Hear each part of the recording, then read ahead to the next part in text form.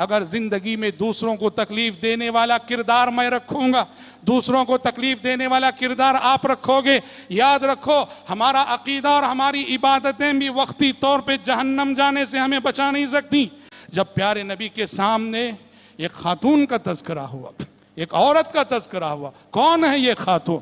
کہا گیا اللہ کے نبی بڑی نمازی ہے، یہ اس کی نمازوں کے بڑے چرچے ہیں، اور نماز ہی نہیں بڑی روزے دار ہے، اس کے روزوں کے بڑے چرچے ہیں، لیکن مسئلہ یہ ہے کہ زبان صحیح نہیں ہے، عبادتیں تو زندگی میں ہیں، زبان صحیح نہیں ہے، اور اس کی زبان سے دوسروں کو تکلیف پہنچتی رہتی ہے۔ آپ نے فرمایا مومن ہے، مسلمان ہے، نمازی ہے، روزے دار ہے، اگر زبان سے تکلیف دینا اس کا معمول ہے، ایسے خاتون کی زندگی میں کوئی خیر نہیں، ہی فی النار۔ آپ نے فرمایا کہ یہ جہنمی ہے۔